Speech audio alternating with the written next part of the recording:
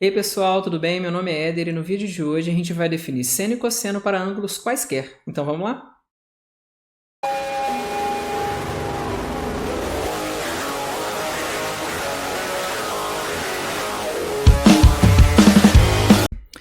Pessoal, então no vídeo de hoje a gente vai definir seno e cosseno para ângulos que não são agudos.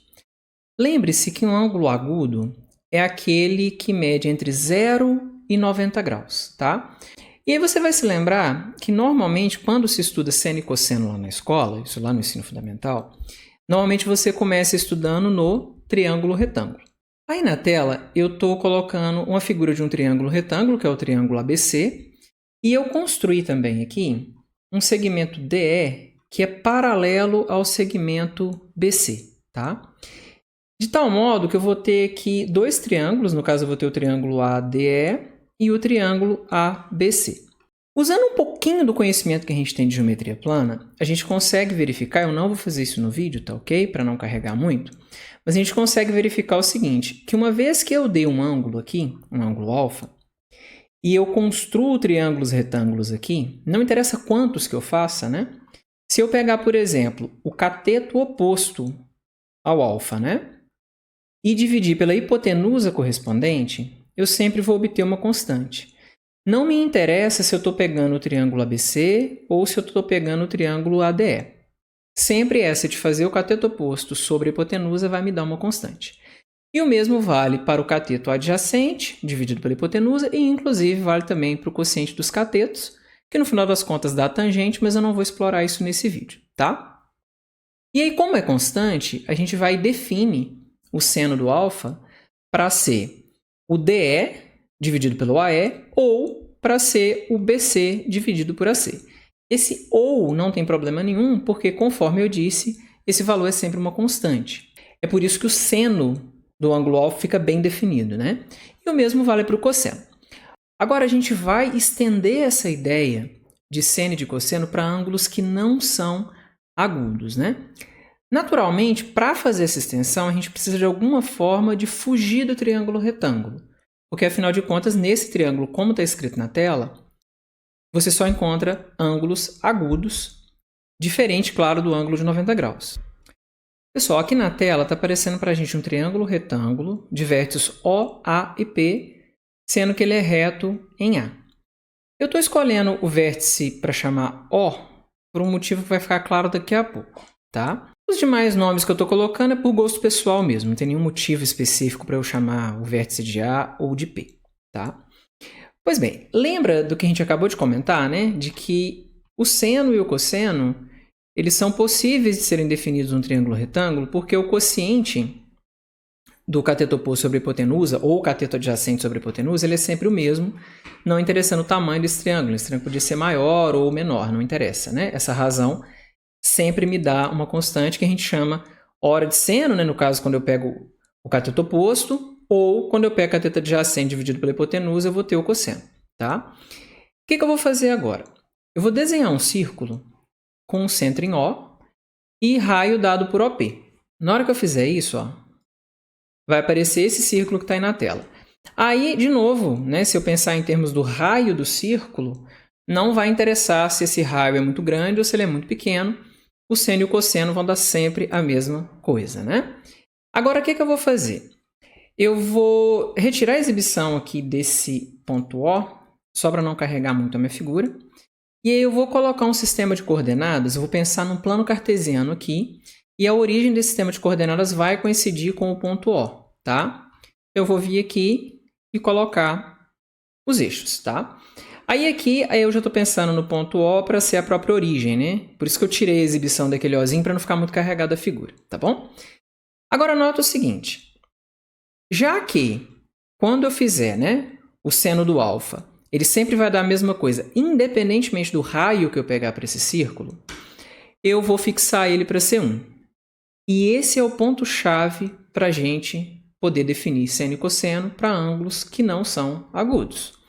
Esse círculo de raio 1 ele ganha um nome especial na literatura, a gente chama ele de ciclo trigonométrico. Pessoal, nessa tela, eu estou aqui com o ciclo trigonométrico, né? A origem do sistema está aqui.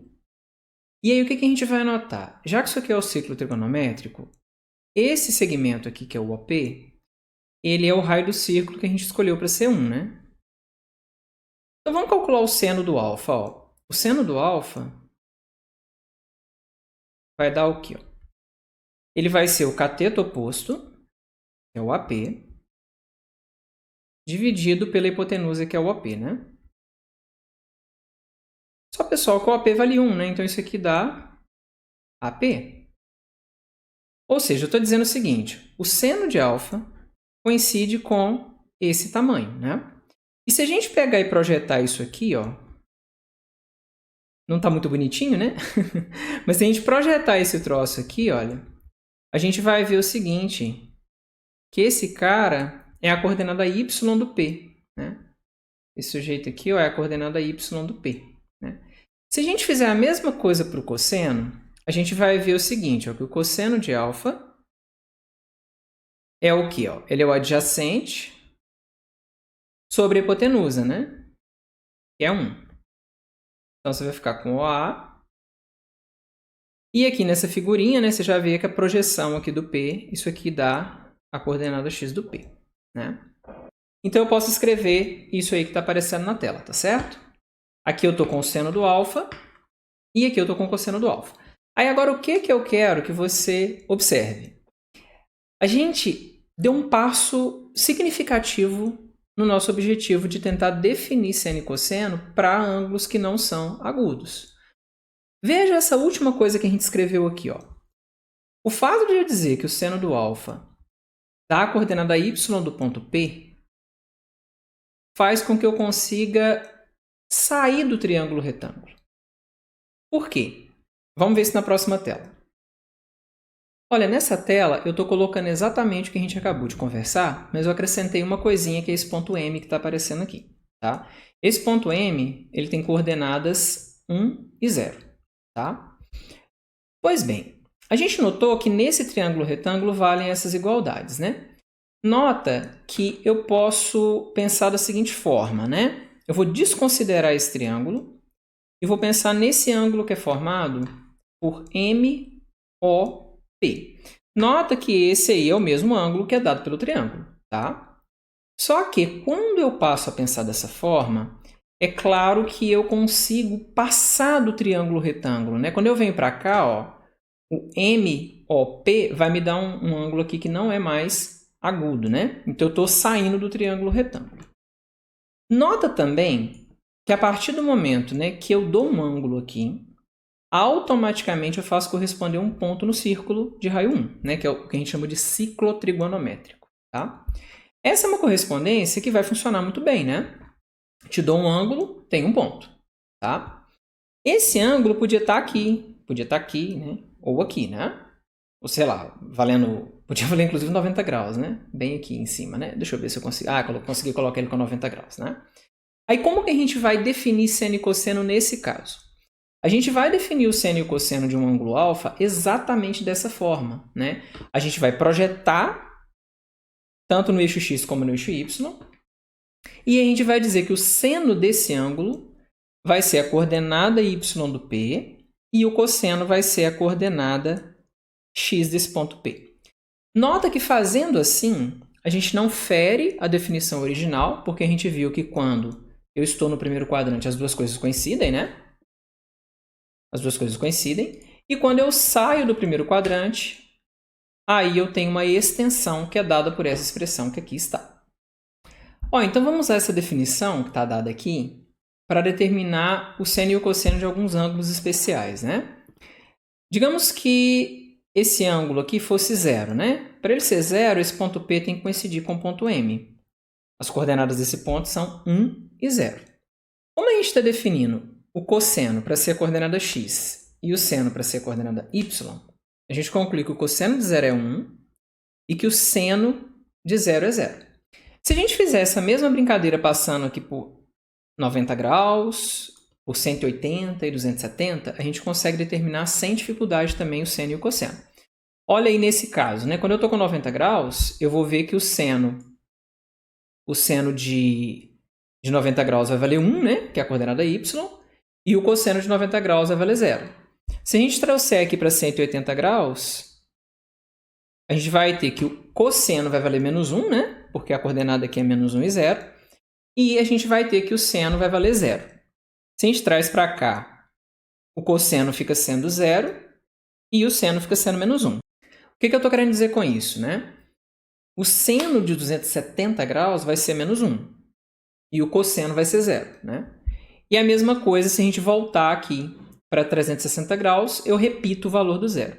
É claro que um ângulo ele pode passar de 360 graus, né? Esses valores podem ir repetindo, né? Por exemplo, sei lá, eu quero saber qual que é o cosseno de 450 graus, né? Então, o que eu tenho que notar é o seguinte, 450 graus, ele excede 360 em 90 graus, né? Então, as funções trigonométricas, né, o seno e o cosseno, de 450 graus vão coincidir com o de 90. Porque quando eu der uma volta completa, né? Imagina, eu estou aqui com 0, né? Aí eu dou uma volta, 360, cheguei aqui.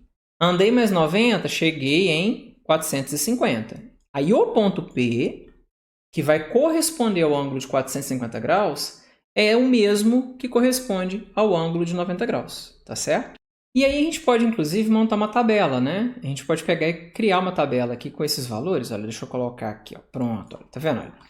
Eu posso colocar o ângulo alfa, né? 0, 90, 180, 270 e 360 com os valores correspondentes aqui, tá certo? No vídeo que vai aparecer aqui no card, pessoal, eu vou fazer mais exemplos, tá? Fugir um pouco desses que são mais simples, né? Fugir do ângulo de 0, 90, 180. Vou tentar fazer exemplo do de 120 graus, por exemplo, né? Que foge um pouquinho disso aí, tá? E aí o vídeo de hoje era só sobre isso. Espero que vocês tenham gostado. Um abraço e até a próxima!